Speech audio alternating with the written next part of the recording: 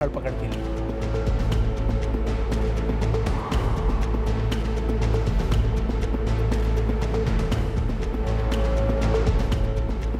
आगे बढ़ते हुए अगली खबर की बात करते हैं। राहुल फाजिलपुरिया फायरिंग मामले में पुलिस ने एक आरोपी विशाल को सोनीपत से गिरफ्तार किया है। विशाल पर शूटरों के लिए रेकी करने, उनके लिए कार की व्यवस्था कराने और लॉजिस्टिक सपोर्ट देने का आरोप है।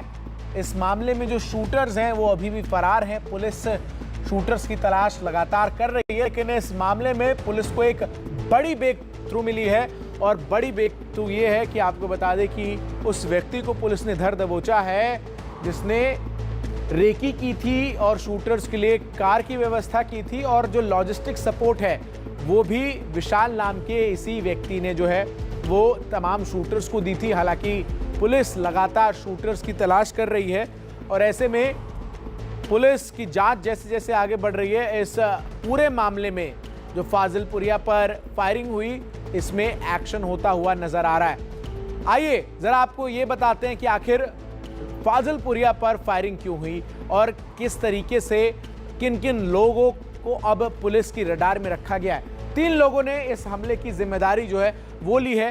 सोशल मीडिया पर पोस्ट डालकर इस हमले की जिम्मेदारी जो है वो ली गई है। इसके साथ ही कौन कौन से नाम है? सुनील सरधानिया, दीपक नांदल और इंद्रजीत यादव, ये वो 3 नाम हैं जिन्होंने सोशल मीडिया पर बाकायदा पोस्ट करके राहुल फाजिलपुरिया पर हमले की जो जिम्मेदारी है वो ली है। पैसे के विवाद में फायरिंग करवाने की बात जो है वो अभी सामने आ रही है। आपको बता दें कि इन तीनों का ये कहना है कि फाजिलपुरिया ने इनसे 5 करोड़ लिए थे और 5 करोड़ जो है वो राहुल फाजिलपुरिया लौटा नहीं रहा और इसीलिए ये फायरिंग जो है वो की गई। पैसे नहीं दिए तो हर महीने एक करीबी की हत्या होगी, ये बड़ा दावा है। इस बार सिर्फ वार्निंग देने के लिए गोली चलाई गई है। तो आरोपियों ने न केवल फायरिंग करवाई बल्कि इसके साथ ही सोशल मीडिया पोस्ट पर बाकायदा जो जानकारी है वो भी दी कि क्यों हमने फायरिंग की और चेतावनी भी दी, धमकी भी दी। इसके साथ ही 1 महीने में लौटाए पैसे नहीं तो मारे जाएंगे करीबी, ये भी कहा गया है। आइए अब आपको एक एक करके बताते हैं कि हमले की जिम्मेदारी लेने वाले ये 3 लोग कौन हैं और इनकी जो क्राइम कुंडली है वो आखिर कैसे पुलिस जो है वो आगे चल रही। ये तस्वीरें जो आप देख रहे हैं ये तस्वीर है दीपक नांदल की। ये दीपक नांदल है और किस तरीके से तमाम कार्यक्रमों में जहां पर ये पहुंचता है बड़ी संख्या में जो पर्सनल सिक्योरिटी है वो इसके साथ मौजूद रहती है, हाथों में बंदूक है, सब कुछ है। कौन है ये दीपक नांदल? आइए जरा जल्दी से आपको बताते हैं। हरियाणा के रोहतक का रहने वाला है जिसकी तस्वीरें हमने आपको दिखाई और ये दीपक नांदल है। हरियाणवी म्यूजिक इंडस्ट्री में ये सक्रिय है, प्रोड्यूसर, रैपर और परफॉर्मर है। इसके साथ ही आपको बता दें कि फाजिलपुरिया और बादशाह के साथ भी दीपक नांदल ने जो है वो काम किया है। कई मशहूर गाने जो हैं इसने बनाए हैं। हरियाणा रोडवेज का कर गई चुल जैसे गाने जो हैं वो इसके बहुत फेमस रहे दीपक के। इसके अलावा जो फाजिलपुरिया का ये एक समय बेहद करीबी कहा जा रहा है, लेकिन अब फाजिलपुरिया पर हमले में इसका नाम सामने आया है। फाजिलपुरिया का ऑन ग्राउंड मैनेजर भी दीपक नांदल जो है वो रह चुका है। म्यूजिक इंडस्ट्री में नाम के साथ इसकी एक दबंग की भी छवि है और वो छवि वाली तस्वीरें हमने आपको दिखाई। किसी भी कार्यक्रम में ये पहुंचता है तो उसके आसपास बंदूकधारी जो इसके गार्ड्स हैं वो नजर आते हैं। एक केस में नाम आने के बाद फिलहाल दीपक नांदल जो है वो विदेश फरार हो गया है। अब अगला नाम आपको बताता हूं कि कौन है जिसका इस पूरे फायरिंग मामले में जानकारी जो है वो पुलिस की तरफ से सामने आई है। ये है सुनील सरधानिया, रोहतक का रहने वाला है सुनील सरधानिया। इसके साथ ही आपको बता दें कि कई आपराधिक मामलों में सुनील सरधानिया का नाम जो है वो सामने आया है और 2024 में ये भी विदेश जो है वो भाग गया। फर्जी पासपोर्ट की मदद से ये विदेश भाग चुका है। एक वक्त में ये भी राहुल फाजिलपुरिया का दोस्त था, यानी राहुल फाजिलपुरिया पर ये जो हमला हुआ है वो उनके करीबियों ने ही एक वक्त जो राहुल फाजिलपुरिया के दोस्त थे उन लोगों ने कराया है। तीसरा नाम जो सामने आ रहा है वो है इंद्रजीत यादव का। कौन है इंद्रजीत यादव? आइए जल्दी से जानते हैं। हिमांशु भाऊ गैंग का ये गुर्गा है। इसके साथ ही मंजीत मर्डर केस में भी इसी इंद्रजीत यादव का नाम सामने आया था। रोहतक में जो फाइनेंसर मंजीत की हत्या हुई थी, उस मामले में भी पुलिस जो है वो इंद्रजीत यादव को तलाश रही है। यानी जो 3 नाम हमने आपको बताए, इंद्रजीत यादव, इसके अलावा जो दीपक है, दीपक और साथ ही साथ सुनील सरखानिया, ये तीनों वो हैं जिन्होंने आपको बता दें कि राहुल फाजिलपुरिया पर इस वक्त हमला जो है वो करवाया है। मुकेश सिंह सेंगर मेरे सहयोगी अब हमारे साथ जुड़ रहे हैं, तमाम जानकारी साझा करेंगे। मुकेश, तमाम जानकारियां आपके जरिए जो आई हैं वो हमने दर्शकों को बताई कि आखिर किस तरीके से इस पूरे फायरिंग के मामले में पुलिस की जांच आगे बढ़ रही है। जो अभी तक प्रथम दृष्टया नजर आ रहा है कि ये पूरा मामला जो है वो पैसों की लेन देन का है, और क्या कुछ जानकारी पुलिस के सूत्रों से आप इकट्ठा कर पाए हैं? देखिए, बिल्कुल पुलिस इस मामले में 2 एंगल से जांच कर रही है। एक तो ये है कि कोई फाइनेंसर वाला एंगल है, जो कि सुनील सरधानिया ने क्लेम किया है कि राहुल फाजिलपुरिया ने दीपक नांदल की 5 करोड़ रुपए लिए हुए थे, और ये पैसा उसने फाइनेंस किया था राहुल फाजिलपुरिया को अपने एल्बम बनाने के लिए। दूसरा एंगल जो है वो आपसी रंजिश का है, इसको लेकर भी जांच चल रही है। तो जो पहला एंगल है जिसमें सुनील सरधानिया ने क्लेम किया है कि उसने ही फायरिंग करवाई है और फायरिंग के पीछे 5 करोड़ रुपए का लेन देन है, तो इसमें 3 जो नाम है वो काफी अहम है जो आपने बताए हैं, सुनील सरधानिया, दीपक नांदल, और तो तीसरा नाम जो है वो इंद्रजीत यादव का है, और ये तीनों ही रोहतक के रहने वाले हैं। पुलिस के मुताबिक जो इंद्रजीत यादव है वो हिमांशु भाऊ गैंग से जुड़ा हुआ है, और अभी कुछ दिन पहले रोहतक में एक फाइनेंसर मंजीत की हत्या हुई थी, उस हत्याकांड में उसका नाम आया था। तो अभी इस मामले में जानकारी ये मिली है कि जो क्लेम कर रहे हैं सुनील सरधानिया और दीपक नांदल, ये दोनों विदेश में बैठे हुए हैं और इन पर कई आपराधिक मामले दर्ज हैं, खासतौर पर सुनील सरधानिया पर, जो 2024 में फेक पासपोर्ट पर विदेश भाग गया था। दीपक नांदल एक काफी बड़ा नाम है हरियाणा में, क्योंकि वो प्रोड्यूसर भी है और उसने काफी पैसे लगाए हैं, जो क्लेम कर रहा है कि उसने करीब 5 करोड़ रुपए राहुल फाजिलपुरिया के जो एल्बम्स हैं, जो सॉन्ग्स हैं, उनमें लगाए हैं और उसने गाने प्रोड्यूस किए हैं। इसके साथ ही उसने बादशाह के साथ भी काम किया है, जिसका वीडियो भी हमारे पास है। तो कुल मिलाकर इस पूरे मामले में जो विशाल नाम का लड़का पकड़ा गया है, जिसने रेकी की है, उससे पूछताछ में भी सुनील नाम के शख्स का नाम आ रहा है। लेकिन अभी हरियाणा पुलिस पूरे मामले की जांच कर रही है और जो सोशल मीडिया पोस्ट आया है उसको वेरीफाई कर रही है। तो 2 एंगल से जांच हो रही है। पहला तो जो फाइनेंस का एंगल है, जिसमें दीपक नांदल के 5 करोड़ रुपए लगे हैं, और दूसरा जो आपसी रंजिश का मामला है। बिल्कुल मुकेश, तो 2 एंगल से पुलिस इस पूरे मामले की जांच करती हुई नजर आ रही है। बहुत बहुत शुक्रिया मुकेश आपका हमारे साथ जुड़कर तमाम जानकारी दर्शकों तक पहुंचाने के लिए।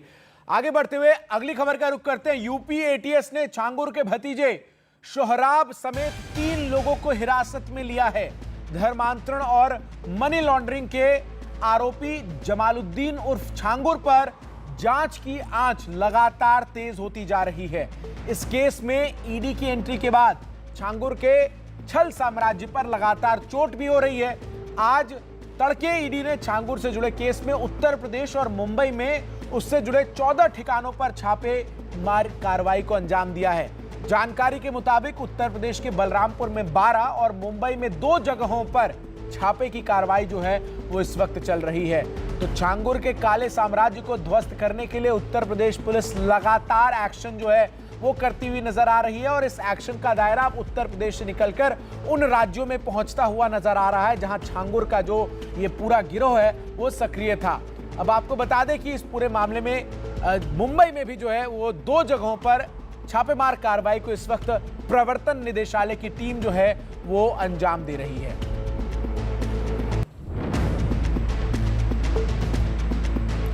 अब ईडी ने शिकंजा कस दिया है। छांगुर के साथ आरोपी नवीन की कस्टडी के लिए एप्लीकेशन फाइल की जाएगी ताकि विदेशी फंडिंग का सच सामने आए। दूसरी तरफ जमालुद्दीन उर्फ छांगुर की उस किताब की भी अब जांच होगी जिसमें लव जिहाद की रेसिपी का जिक्र था, और इसके जरिए धर्मांतरण वाला प्रोडक्ट कैसे तैयार हो रहा था, देखिए हमारे इस रिपोर्ट में।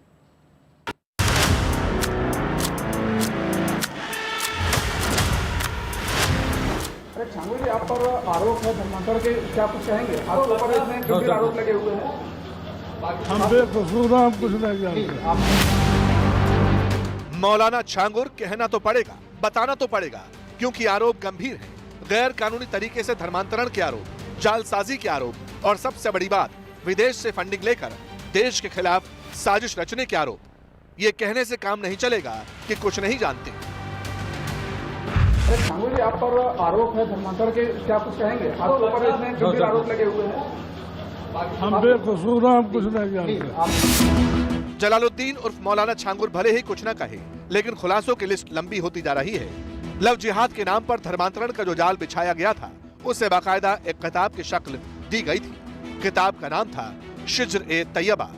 आरोप है मौलाना छांगुर ने यह किताब खुद लिखी। किताब को धर्मांतरण के लिए इस्तेमाल करना था। किताब में हिंदू धर्म को नीचा दिखाने की बातें थी। इसी शिज्र-ए-तैयबा में इस्लाम का महिमा मंडन था। लोगों को बरगलाने के लिए कई फार्मूले लिखे थे ताकि ज्यादा से ज्यादा लोग धर्मांतरण कर सके।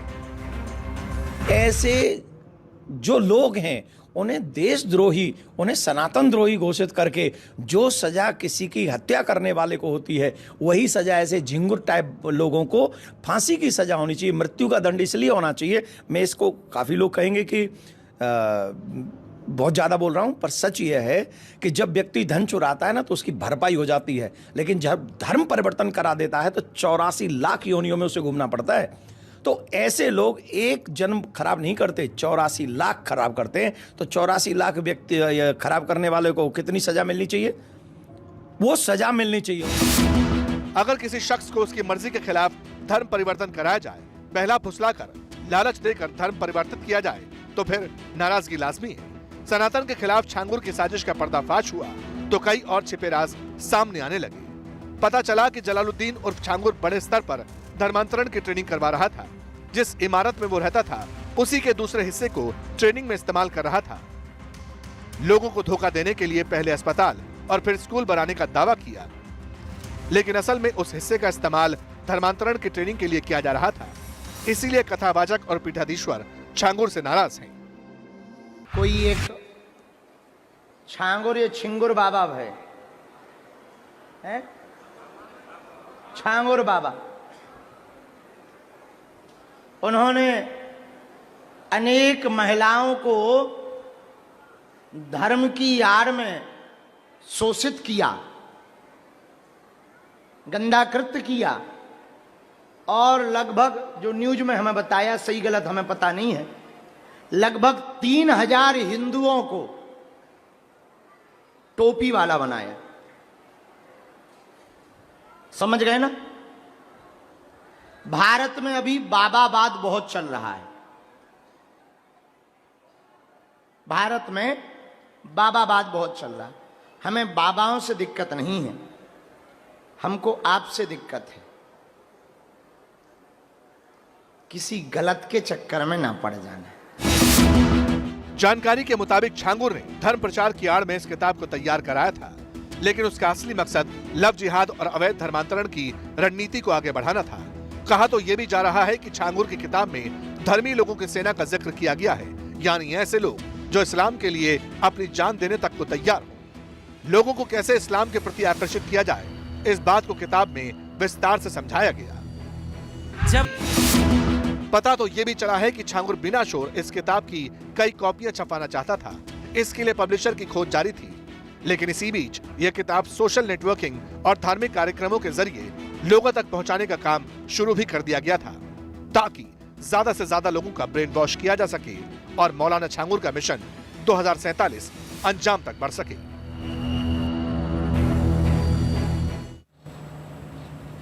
और अब बात अखिलेश यादव और कथावाचक अनिरुद्धाचार्य के बीच चल रहे शास्त्रार्थ की। सोशल मीडिया पर 2023 का एक पुराना वीडियो वायरल हुआ। उस वीडियो में अखिलेश यादव अनिरुद्धाचार्य से भगवान कृष्ण का पहला नाम पूछते हैं। इसके बाद कहते हैं कि हमारे रास्ते अलग अलग हैं। अब उस पुराने वीडियो पर अनिरुद्धाचार्य ने नया बयान दिया और अखिलेश यादव पर हमला किया, जिसके बाद नया संग्राम छिड़ता हुआ नजर आ रहा है।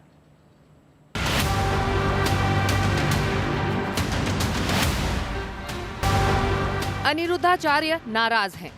नाराजगी इतनी ज्यादा है कि धर्म और आध्यात्म की सीमा लांघकर सियासी शामियाने में शामिल हो गए हैं, और ऐसे शामिल हुए कि समाजवादी पार्टी के मुखिया अखिलेश यादव की पूरी सियासी लाइन लेंथ तय कर दी। आप एक बार फिर से सुनिए। आप सोच रहे होंगे कि अखिलेश यादव पर अनिरुद्धाचार्य की नाराजगी और हमले की वजह क्या है। जवाब जानने के लिए पहले ये वीडियो देखिए। अच्छा चलो, कृष्ण भगवान का पहला नाम क्या था? भगवान श्री कृष्ण की तो हजारों नाम। पहला नाम क्या था? उनकी माँ ने क्या नाम रखा था? उनका नाम है, जो उनका सबसे पहले नामकरण हुआ कृष्ण। लाइव करो सर। भाई पहला नाम क्या था? वसुदेव, वासुदेव पुत्र वसुदेव। उनकी माँ ने वासुदेव नंदन है ना, वसुदेव नंदन वासुदेव। प्रभु क्या तो जन्म लिया उन्होंने, जन्म लिया और उन्हें आधी रात लेकर के जब उन्हें दिया, तब पहला नाम क्या माने थे? भगवान के बहुत सारे नाम है, कन्हैया के बोला होगा, कन्हैया कह के बोला। प्रचार करो, आपको बहुत बधाई और शुभकामनाएं। आपको बस यही हमारी आपका रास्ता लगा। कथावाचक अनिरुद्धाचार्य के साथ शास्त्रार्थ की कोशिश करते अखिलेश यादव का ये वीडियो पुराना है। दोनों की मुलाकात रास्ते में हुई थी और अखिलेश ने वहीं आचार्य जी से सवाल पूछ लिए थे कि भगवान कृष्ण का पहला नाम क्या है। दरअसल अनिरुद्धाचार्य के साथ अखिलेश यादव का वीडियो अचानक सोशल मीडिया पर वायरल होने लगा। वीडियो में किसी हाईवे पर अखिलेश यादव और अनिरुद्धाचार्य वर्ण व्यवस्था पर बात कर रहे होते हैं। आप एक बार फिर से वो वीडियो देखिए। जन्म लिया और उन्हें आधी रात लेकर के जब उन्हें दिया, तब पहला नाम क्या माने थे? भगवान के बहुत सारे नाम है, कन्हैया के बोला होगा, कन्हैया कह के बोला। प्रचार करो, आपको बहुत बधाई और शुभकामनाएं। आपको बस यही हमारी आपका रास्ता लगा। ठीक है, इसीलिए शुद्ध मत कहना कभी नहीं। देखिए जानकारी कर लेना। जब वीडियो वायरल होने लगा तो अनिरुद्धाचार्य ने अखिलेश यादव को पहले ये बताया कि कृष्ण का पहला नाम क्या था। जो पहला नाम बताने के बाद आचार्य जी ने अखिलेश यादव पर हमला किया। तो बात आगे बढ़ी तो अनिरुद्धाचार्य ने पूर्व सीएम को राजा बताया।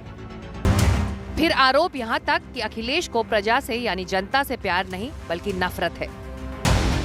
जब बात नफरत तक पहुंची तो अनिरुद्ध आचार्य ने ये भी बताया कि नफरत किससे और प्यार किससे।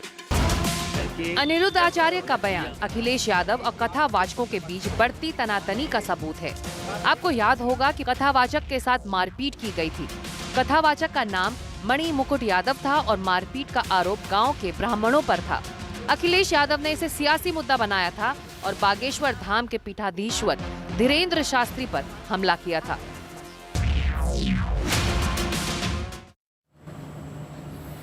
और एक बड़ी खबर आपको बताऊं, प्रधानमंत्री नरेंद्र मोदी 18 जुलाई को बिहार और पश्चिम बंगाल का दौरा करेंगे। प्रधानमंत्री नरेंद्र मोदी बिहार के मोतिहारी में 7,200 करोड़ रुपए से अधिक की कई विकास परियोजनाओं का शिलान्यास, उद्घाटन और राष्ट्र को समर्पित करेंगे। प्रधानमंत्री दरभंगा में नए software technology park of India और पटना में STPI के अत्याधुनिक इंक्यूबेशन सुविधा का उद्घाटन करेंगे। बिहार में कनेक्टिविटी को बढ़ावा देते हुए प्रधानमंत्री 4 नई अमृत भारत ट्रेनों को भी हरी झंडी दिखाएंगे। इसके बाद प्रधानमंत्री पश्चिम बंगाल के दुर्गापुर में 5,000 करोड़ से अधिक की कई विकास परियोजनाओं का शिलान्यास, उद्घाटन करेंगे और इन्हें राष्ट्र को समर्पित करेंगे।